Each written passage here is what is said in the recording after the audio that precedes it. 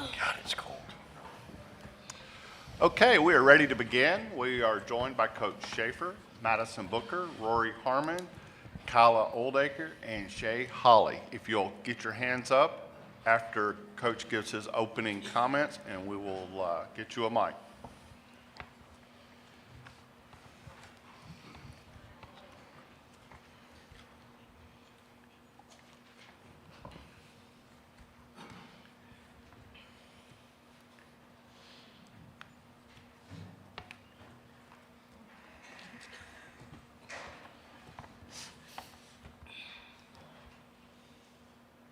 Hang in there with me for just a second.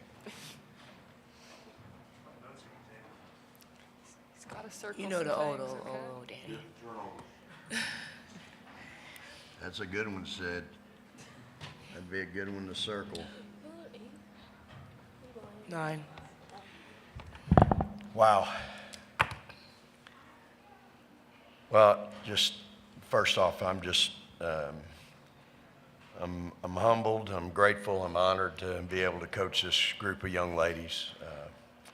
Good Lord's blessed me with some great kids, and a team that, as you saw today, that will absolutely play their guts out when challenged, and knowing that that's what it's going to take. I mean, I think everybody was talking about how efficient their offense has been all year, and that has been. I mean, they're really, really good offensively. They got playmakers. They got kids that can make plays when offense breaks down. But I thought our press was number one thing. I thought it was really critical. Even if we didn't get a turnover, we really made them work hard to get it in. Then when they got it in, then they had to try to figure out how to run some offense. I thought we had them really pushed out on the floor quite well. And, you know, other than the offensive rebounding piece that bothered us in the first half, they had 11 total. What did they have, 8 at half? Yes. So we cut that back to 3 in the second half. That was a big issue for us, especially with Agnes Imanopu. She was really big on the glass the first half. But, you know, I thought first half we got some great looks offensively. I mean, I thought we had some great looks. I thought you couldn't make a shot. And then that third quarter, you'll have to correct me, I think they tied it at 29 or 30, and then we went on a 13-3 run. We executed some good stuff, got some great looks, you know, and as I told Book, I thought that's toughness. You know, she had started off a little slow. I think the first half, get my wet book out here, she was 2 for 8 at half, but then she finishes 6 for 9. And so that's toughness. You know, sometimes when the ball ain't going in, you can go one of two ways. And again, for her, that's why she's as special as she is because she can kind of put it to the side. Plus, I'm telling her put it to the side in timeouts and telling her, hey, let's get the next one. So, and her teammates were. I thought their teammates were really good in the huddle with her. And but I thought, again, the press, Kyla Oldacre down here is denying their 5-player in the press, really making it hard. Rory's always going to make it hard on somebody. And I thought she did an amazing job on Van Lith. Just defended her exceptionally well. Got her in the press, made her work for everything. And so, you know, I think it's just a combination of a lot of things that had to happen for us to have a chance to win. And this group did it. I mean, they played their hearts out, y'all. I think everybody in here would agree to that. They were tough. They made plays. And when we had to have some good offense, they came up with it. So, again, I thought we missed shots in the first half that were good looks. You just got to make shots sometimes. But the defense never wavered. It was never, ever a problem. You know, to hold them to 47 points is ain't nobody standing out there in a 2-3 zone playing hope you miss defense. And this group was just really, really phenomenal and really special. And I'm really proud of them. Okay, we'll begin to our far right. Questions for players first. Wesley Branch, USA Today Network. For Rory and for Shay, you guys drew a lot of the defensive assignment tonight on Haley Van Lith. What was kind of the strategy you guys talked over with Coach going into tonight's matchup, and what allowed you guys to have success guarding her? I would say team defense always is the number one thing. Trying to limit her touches as much, and she's a 3-level scorer and a great basketball player, and she played really well for them. But yeah, just kind of stand in front. I think with a good basketball player and ball handler like she is, like me personally, I can't like gamble on dribbles and hezzies. Like I have to just stay disciplined, stay in front, cut her off and stuff like that, and just get her to let go of the ball because a lot of their offense runs through her, and she makes great plays. So just kind of getting the ball out of her hands definitely is one of the keys. Yeah. I think to add on to that, when me and Rory got into some switches, I think we did a really good job of switching out hard. And like she said, just trying to get the ball out of her hands. She's super talented guard, and just being like really consistent and just, like she said, like not biting on her things. She's just really talented. But I think we pressured her a lot, made other people maybe try to run the offense a little bit, which was one of our goals for sure. Okay, we'll go to the right aisle. For Kyla, Kirk Bowles from the Houston Chronicle. Could you describe your coast-to-coast play and the impact that it had? And I thought I saw you smile once on the court. Was that an accident? Slip up. Quite a slip up. In the moment, it was just an intense moment for me, and my team came and just surrounded me. A lot of positive energy, so I had to smile. I had to break a smile. But honestly, Coach gets on the Spas a lot, pretty much everyone but the Spas the most to deny it, since our guards always work so hard to deny the ball. And I saw it as an opportunity and just went on with it, got the ball, and just made sure I didn't blow the layup, and I'll make my free throw. Front left. Anna Ambrose with the Daily Texan. Rory, as time was winding down, you had your hands on your knees and your head down. What was going through your mind? Yeah, I don't really like crying for real, but when I think about obviously like this team going through what it goes through with the adversity we've gone with as far as injuries or just anything, I was just kind of being selfish and thinking about what I've been through as a player, and to come back from my ACL injury in 10 months, and obviously it's physical and mental. It's all mental too, and so just to see us get to the Final Four after recovering and coming back from my ACL injury in 10 months, I just thought it was an amazing thing, and I was just really proud of myself in that moment. So yeah, and of course I was proud of my teammates and whatnot, but I just had a little moment for myself, like I'm just so grateful. Like I was so excited to play today. I didn't get this opportunity last year to play too many games with my amazing teammates, but I was just very excited and very grateful. Front left aisle. Cedric Golden, Austin American Statesman. Madison, I know so much is asked of you and Rory as the leaders on this team. Is this possible is this win possible without what Kyla did and the little plays that Jacques made, offensive rebounds, steals, those little plays that might not show up in the box score? I just think all season they made big plays like throughout the game, and I'm not surprised. I expect that from them. Kyla definitely just like dominated the paint.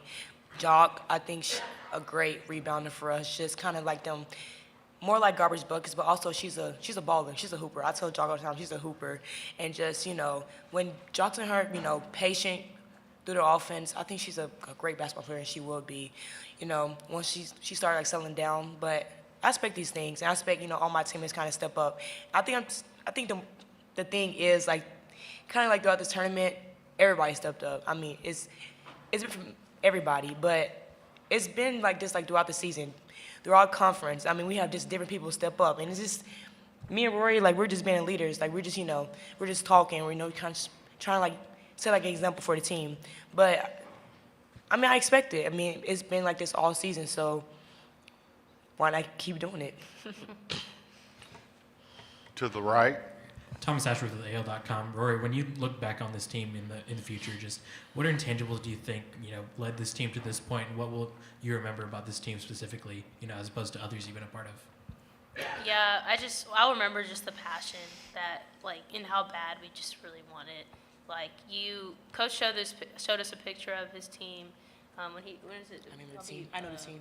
Mississippi State. Yeah, there was all 5 of their players on the court, and they were hugging each other on the side, and he said basically when it gets like, tough, like y'all are gonna say like you're not gonna let it happen basically. And I think just to see that in everyone's eyes, like you can see the locked in and how focused everyone was during this whole game. And of course we're not gonna be perfect, but for us to be able to capitalize and not make the same ones, the same ones that really would hurt us, I think that just speaks a lot of stuff about our team. And I think you'll just remember that we're always gonna play hard. Like no matter the circumstance, like make a mistake playing hard, do this playing hard. Like it's just, I just want everyone to understand like this is what Texas is about, and it's not going to change. Far left.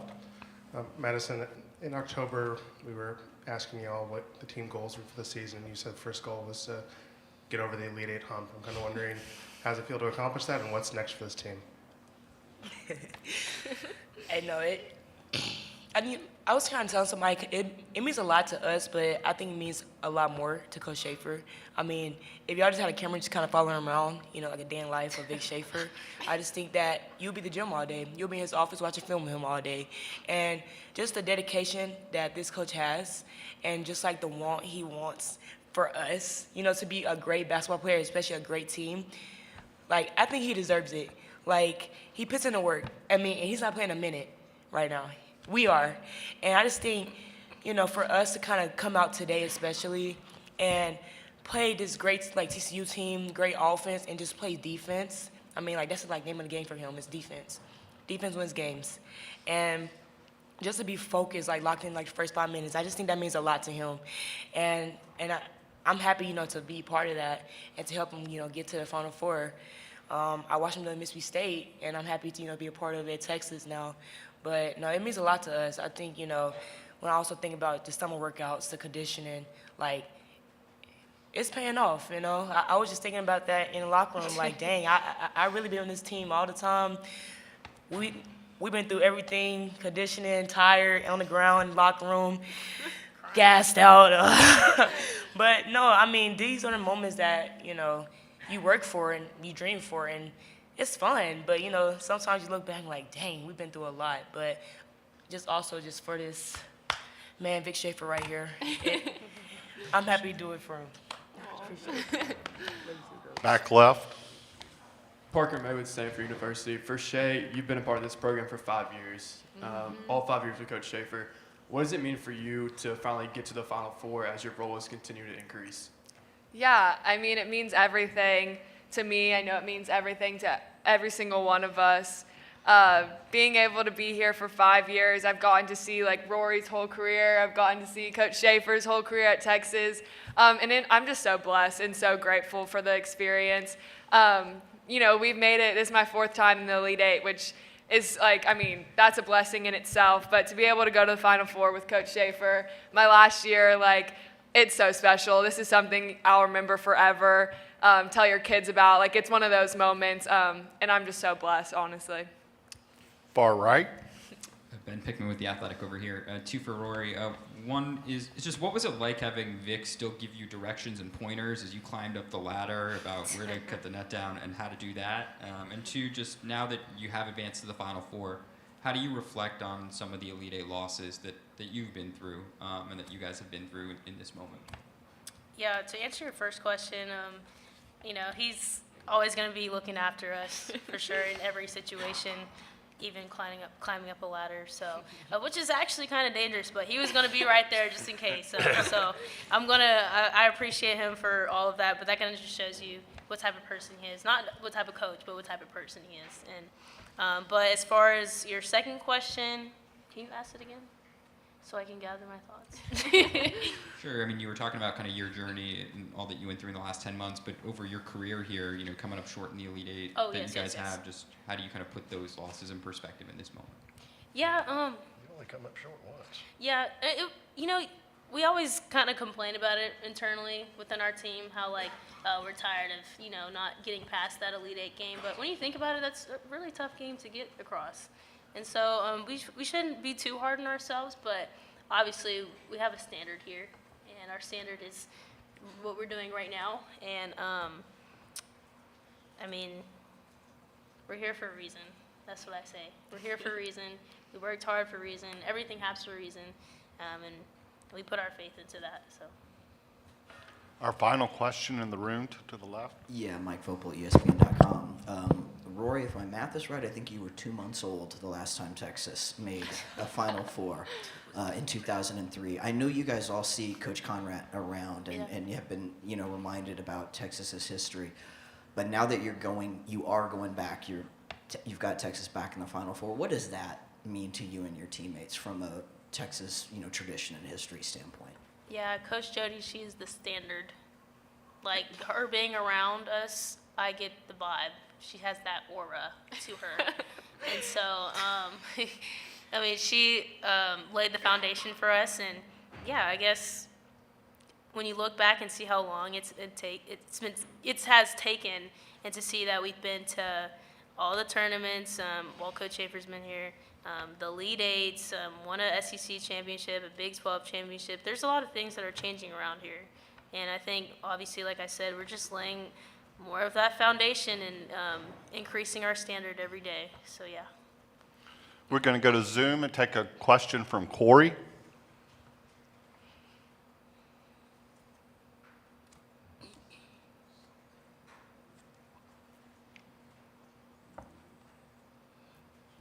Okay, we're going to go back to Zoom and take a question from Chip.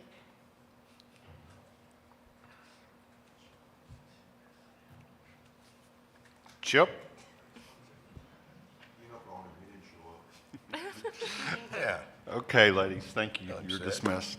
Thank you. Appreciate. That was a good one. Oh, my legs.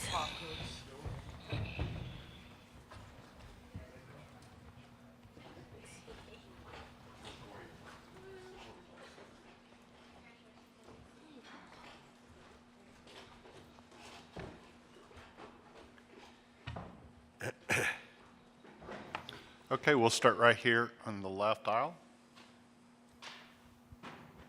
Hey, Coach, Doug Farmer, AP. Congrats on making the Final Four. I have Thanks, two Doug. for you. The first one is, I think you're the 5th coach to lead 2 different teams to the Final Four in the history of the game. What does that mean to you? Is Gary Blair, one of your mentors, is one of them? And the other one is, I know you've had plenty of time to think about it, but does it help you playing at South Carolina in the next round with a less day to prepare for them, and you obviously know them pretty well? Yeah, Doug, I'm just honored, man, to be here. I'm so honored and so humbled. I'm so grateful. God's blessed me with a 40-year career coaching this great game, coaching these kids. I mean, they're amazing. And it's hard. I've said this a bunch. Winning's hard, man. People think it's easy till it ain't. And it's just, I thank the good Lord every day that he kind of showed me this path in my life and my career. I mean, it ain't, there's difficult days and, you have challenges with kids, but they're kids. I say it all the time, we're in the kid business. And, but I'm really humbled and honored that he picked this path for me, and that hopefully I've been able to instill some work ethic and some, what commitment and loyalty is into some young people, that they can pass it on. Because as you know, it's becoming more fleeting in life. The standard has changed so much in our society, it seems like, and yet I haven't. Because I haven't, it's hard, I can tell you. It's just, Rory's parents, incredible, so supportive. Shay's, so supportive. Madison, Kyla. Like, I have some unbelievable parents that are just incredibly supportive. And I've been fortunate with that really in my whole career. Like, Tara McCowan's mom, Tracy, was just off the chart. So just really been blessed, It's, I look back and see the things that I've been able to see, experience, like today. I mean, I knew this team was good enough. I've been trying to tell them for 5 months they're good enough. And to see it come to fruition for them, it's what it's all about for me. To see the joy on their face, Oh, did you see how hard, like, those kids played today? Like, Rory Harmon was, Van Lith, I promise you, you ask her what gum she's chewing, she'll be able to tell you. And, but that's what it takes. And to be able to impart that on kids and then get them to go do it, it's really, really gratifying and very rewarding. As for your second question, I mean, obviously, you know, I think in 17 we had played them 3 times also before we played them in the Final Four. I think that was our 4th time when we played them in the national championship game. So, you know, we've obviously have, you know, we've had some experience with them. We played really well at our place. We had a bad quarter in the SEC tournament. They really came out and put it on us the first half at their place. So we have tons of experiences to draw from and learn from. But again, we've got to learn and we've got to be different. And, you know, that's the thing about their team, Dawn's teams, is that, you know you're going to get the same from them that you try to impart on others too. They're going to be tough, you know. They're going to be aggressive. They're going to be physical. And if you don't bring an edge with you to that fight, you ain't going to be much fun. And so I think that's what our kids have come to know and learn. I've known it for a long time. I've had to, you know, I've got several experiences with them. So, but, you know, for a day, I'm going to let these kids enjoy this. Tomorrow, we'll have a plan. And there's no question in my mind, these kids will embrace the opportunity. Front left. Cedric Golden, Austin American Statesman. Vic, a couple of days ago, you were talking about how important a point guard is, and that you can't win without a point guard. So to watch Rory put Haley Van Lith in a straitjacket for 37 minutes, how gratifying was that for you as a defensive coach? And also, what were your conversations like at the half when they closed with that 7-0 run? You couldn't wait to get off that bench and get to that locker room. Yeah. Well, first of all, a year ago today, you wrote in the paper that we would have enough to get to the Final Four. So I'm not sure what your foresight is or who you're in contact with, but great job. That was a great article. They handed that to me as I was walking in. So I don't remember writing. You did. Jeremy's got it. He handed it to me as I was walking in. He goes, Cedric wrote this article a year ago today that said Texas has enough to get to the 25 Final Four. So, as far as Rory goes, yeah, I got you. You know, that's vintage Rory today.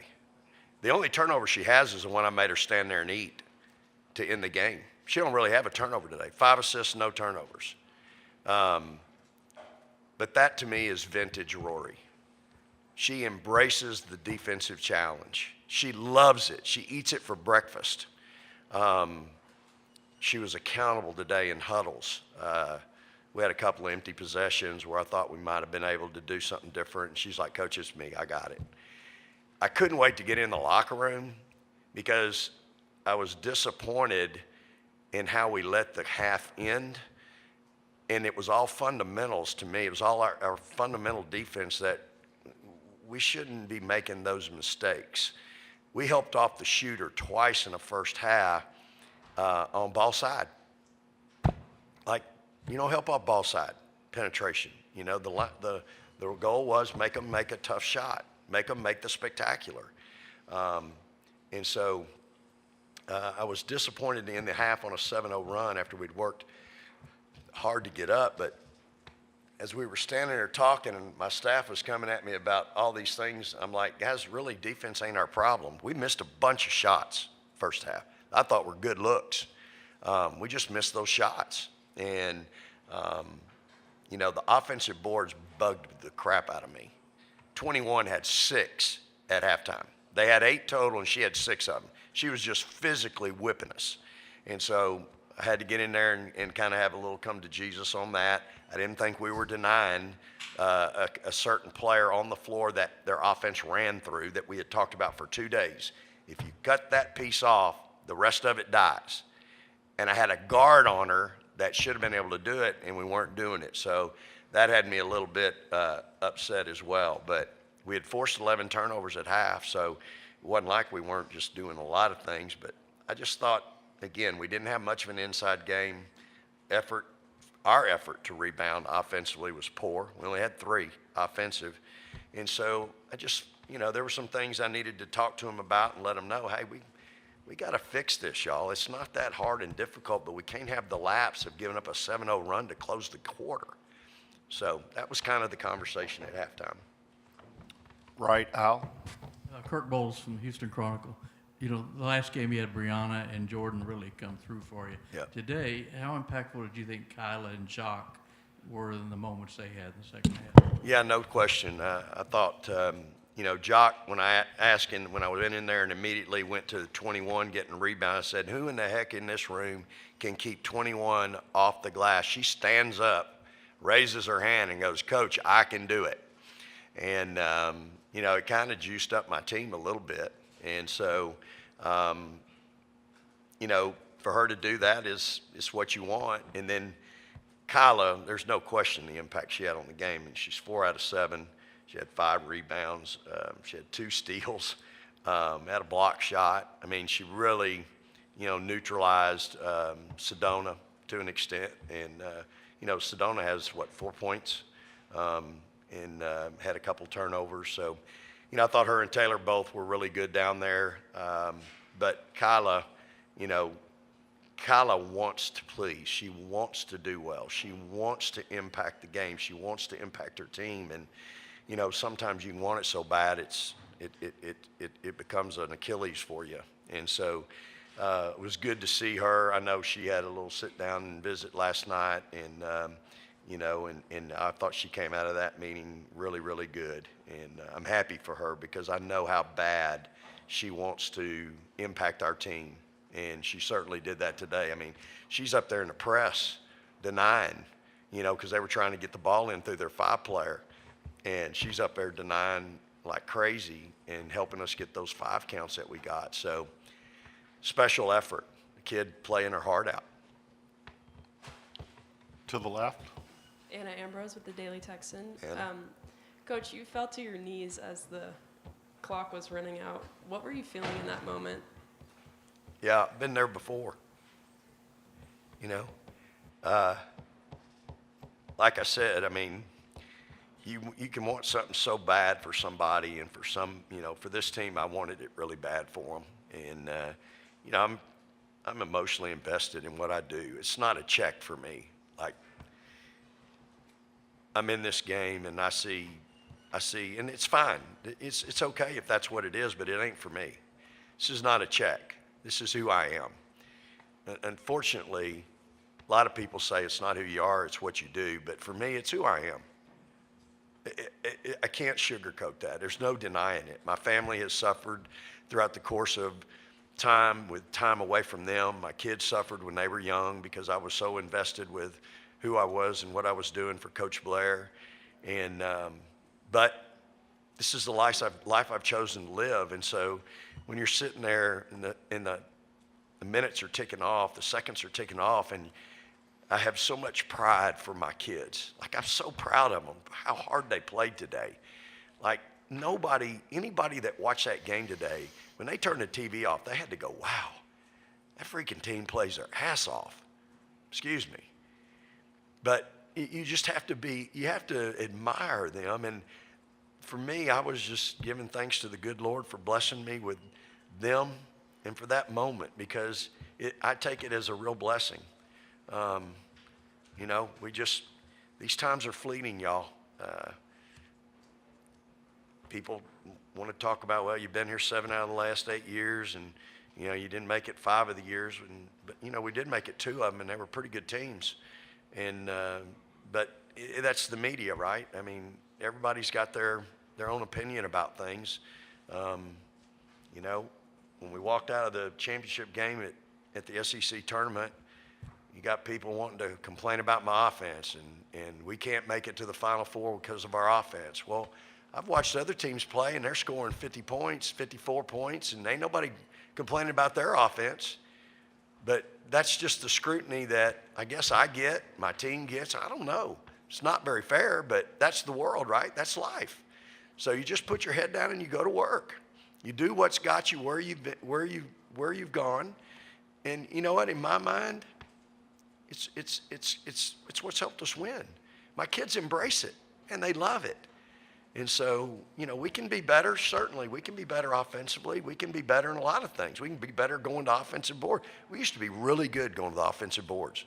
2 months ago, we were one of the best teams in the country. We got 40-something% of our offensive misses. We've kind of lost that edge a little bit. I got to help them get it back in about a 3-day time. So, but, you know, I was just grateful and thankful. I felt blessed by the Lord, and I felt like I needed to thank him and honor him. Far right, final question in here. We're here, Ben Pickman with The Athletic. 8 years ago today, Mississippi State beat UConn to pick up that program's and your program's first ever Final Four victory. 8 years later, obviously, you get Texas back to a Final Four. Just how do you kind of reflect on your own life journey from that point with Mississippi State to this night tonight? Yeah, that was a pretty special moment.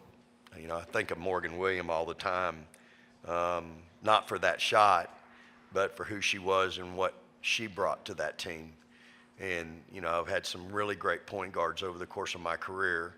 And certainly to be in American Airlines Arena and for her to make that shot and hear the roof pop off that place was pretty special. Anybody that was in that building that day, they'll know what I'm talking about. But, you know, it's not just an 8-year journey for me. It's really, you know, in 2012 when I went to Mississippi State, I had so many of my colleagues think I committed career suicide. I'd never even been in the state except for one recruiting trip to recruit the #1 player in the country. That's the only time I'd ever been there. I didn't know a soul. You want to get uncomfortable? Go take a job for the last place team in the SEC. They just lost 6 seniors, which was probably a blessing because it was a 14-16 team.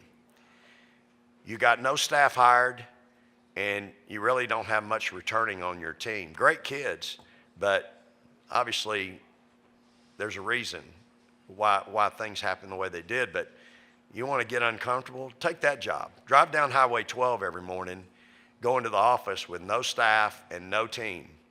And this is your first opportunity to be a head coach in the Southeastern Conference. As I tell my players all the time, you're only going to reach your full potential if you get uncomfortable. It is the worst. I told them this last night. Being comfortable is the worst addiction in life. And I told them this last night. Being comfortable is the worst addiction in life. And it's so hard, especially with young people, because they just don't want to be uncomfortable. For me, I had to get uncomfortable to, again, I'm not sure I've reached my full potential. I hope I haven't. I try to learn something every day. But to be able to get to where I am now in 2012, 13 years ago, you know, and now to be at Texas, and, you know, as I told y'all yesterday, I see that banner every day in the practice facility, 2003, 34-0 national champions. Or not 2003, 1986, but there's a 2003 for the last time they were in the Final Four. I see it every day. And when I took the job 5 years ago, that was something that obviously was on their mind, and it's something that's been on my mind. It obsesses you. You're obsessed with it. It's the only way you're ever going to do it. Like if you just think about it 5 months out of the year, you're never going to get there. It has to be something you live, eat, breathe, sleep every day, 365. And when you do that, it is a miserable way to live. Because people suffer because of your passion, you know? And so, but these kids, it's why I do it. And you know, for them to, they've seen, they know I'm up at the office. They know I sleep there at times. They know when I hadn't changed clothes the next day and I'm in the same thing to practice in I was in the day before. It is what it is, y'all. But as long as I'm doing it, you can rest assured they're going to get my best shot because it ain't never going to be a check for me. And so this is my passion. This is why I do what I do. And, you know, like I said, I've been really blessed. I mean, when I went to Mississippi State, I had no idea how great those 8 years were going to be. They were phenomenal, incredible. And now at Texas, we've been able to get this thing right. And, I'm proud of that. But last thing I'll say is my staff, I said this out there, you can't have chemistry on your team unless you got chemistry on your staff. My team sees our chemistry every day. The preparation, the focus, the commitment that my staff has to help get these kids ready night in and night out, it's unprecedented. I've had some great staffs, and it's not a knock on the others, but this staff, they're second to none. They absolutely leave no stone unturned. They know I'm not going to leave a stone unturned, and I'm smart enough to know I can't do it by myself, and I've hired great people. And these kids are the benefit of that. Our final question comes from Zoom, from Corey. Come on, Corey. Okay, Coach, we're going to give up on Zoom tonight. So congratulations. Appreciate y'all. Thank you so much for your coverage. Thank you for being here. And we'll see you in Tampa. Praise the Lord and hook 'em horns.